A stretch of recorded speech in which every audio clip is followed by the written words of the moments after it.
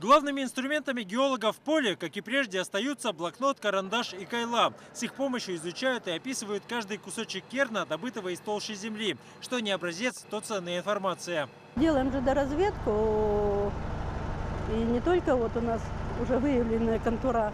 Мы пытаемся еще что-то найти дополнительно. Месторождение Рябиновое – одно из богатейших золотых на юге Якутии. Его разрабатывают горняки крупного промышленного предприятия. Но именно геологи подсказывают, в каком направлении вести карьерную технику, чтобы не упустить драгоценный металл. В этом году мы хотим выйти уже, перешагнуть 5-тонный рубеж золота.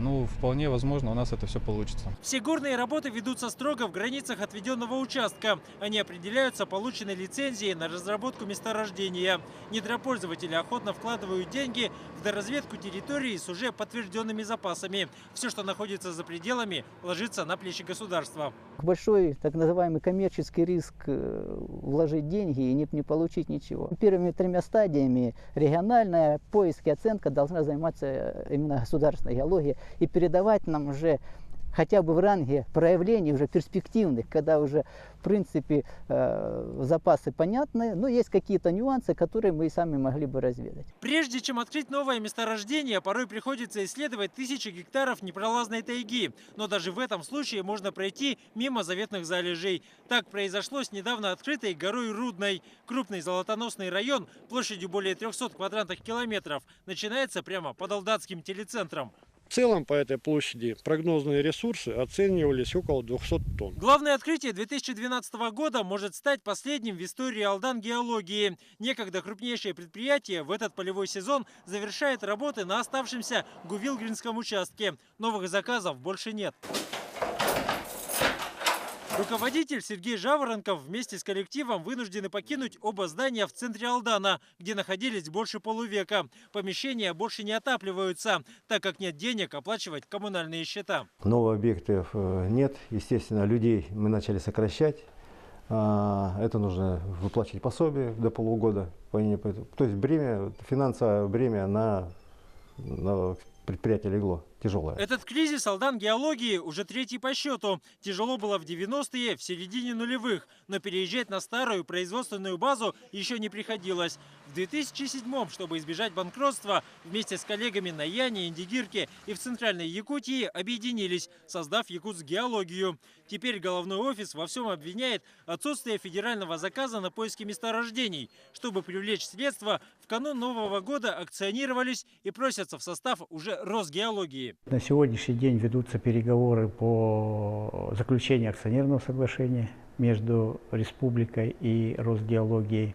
Так, и дорожная карта по переоформлению наших акций, значит, части акций в собственность Росгеологии. Вот. Если эта процедура нормально завершится, то те 3 объекта, которые находятся в перечне, они, значит, будут наши. И дальше, значит, геология будет дальше развиваться и работать. В прошлом году численность геологов Якутии сократилась на 300 человек. В начале этого года уволили еще 48. Предприятие, которое должно гарантировать наличие и прирост запасов, рушится на глазах. Недропользователи переживают. Только в Алданском районе от работы поисковиков зависит судьба 15 золотодобывающих компаний. Как бы им сейчас трудно не было, я думаю, что и их поддержать надо. Мы со своей стороны, конечно, сделаем все возможное, но и от поддержки республики, конечно, будет очень много все зависеть. Сегодня допустить, чтобы мы вот это вот завоевание, вот эту вот силу, вот эту государственную основу, мы ее растеряли. Этого допускать нельзя. Алдан геологию создавали в тяжелейшие для страны времена. В феврале 1942 года взамен поисково-разведочной партии была создана экспедиция. Военная промышленность остро нуждалась в слюде. И в кратчайшие сроки Алдан стал давать половину объемов союзного минерала. Впрочем, на первом месте всегда оставалось золото, которого даже в самом городе до сих пор много. Копнешь землю, там, помоешь в тазике, там 2-3 золотинки еще и найдутся. Кстати, золото официально, но находится и подсчитано на территории Алданского аэропорта. В Золотая россыпь есть и на террасе, где сейчас находится Алданский мемориал славы. Эту и другую информацию специалисты получают из архивных документов, которых накопилось 10 комнат.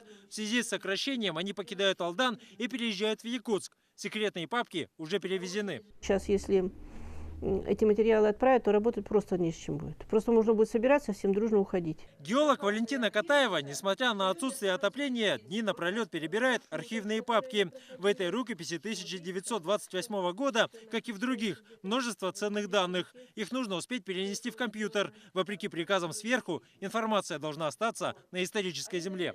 Судя по тому, что творилось с другими экспедициями, их ждет уничтожение. Вот эти мешки постоят, их где-нибудь свалят. И все, и забудут про них.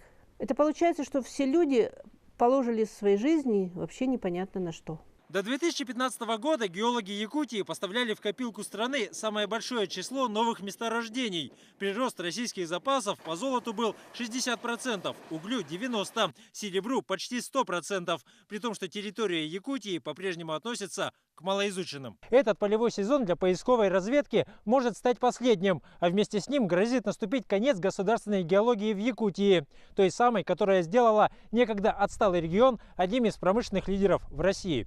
Дмитрий Макаров, Владимир Ермаков, Вести, Алданский район, Якутия.